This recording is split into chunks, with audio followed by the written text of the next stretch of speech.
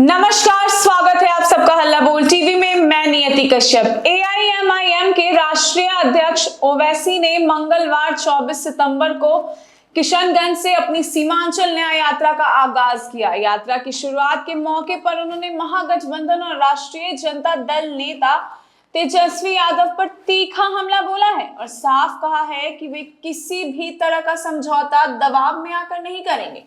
ओवैसी ने कहा है, तेजस्वी हमारे खत को कमजोरी मत समझना, जो फैसला लेना है ले लो।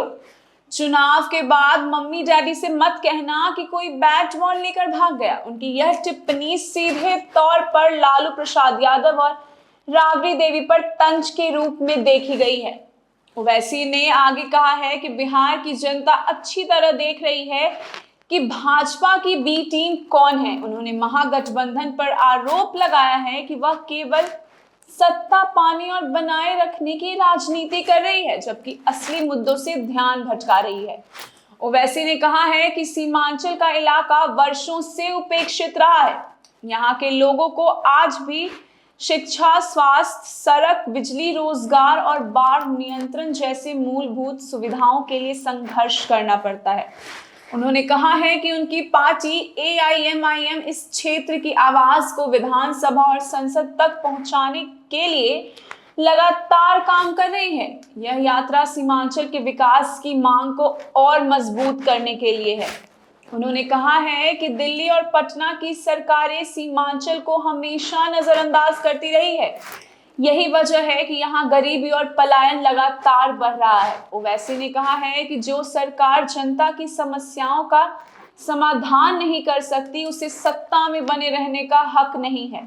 ओवैसी ने भाजपा और महागठबंधन दोनों पर हमला करते हुए कहा है कि दोनों ने ही सीमांचल को वोट बैंक की तरह इस्तेमाल किया है, लेकिन विकास के नाम पर कुछ भी ठोस नहीं किया। उन्होंने कहा है कि एआईएमआईएम परिवारवाद की राजनीति में विश्वास नहीं करती और न ही सत्ता की लालसा से समझौता करती है। उन्होंने दावा किया है कि बिहार की जनता विकल्प चाहती है और एआईएमआईएम यही विकल्प पेश कर रही है। ओवैसी की सीमांचल न्याय यात्रा को बिहार की राजनीति में एक बड़ी हलचल के रूप में देखा जा रहा है। राजनीतिक विश्लेषकों का मानना है कि सीमांचल इलाका मुस्लिम माओवादी के लिहाज से बेहद अहम है। यहाँ ओवैसी की सक्रियता से महागठबंधन को नुकसान हो सकता है, जबकि भाजपा भी सीटों के बंटवारे के लिहाज से सतर्क रहेगी।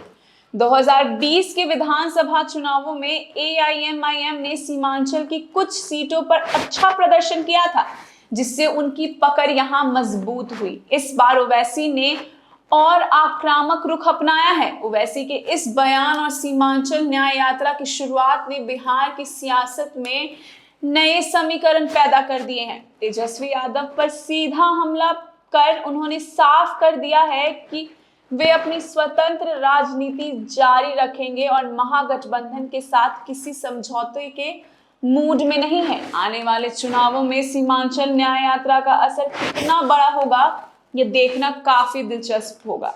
आप सबकी इस मुद्दे पे क्या राय है, हमारे साथ जरूर शेयर करें। फिलहाल इस पेशकश में इतना ही। तब तक के लिए बने रहें हल्ला बोल टीवी के साथ। शुक्रिया।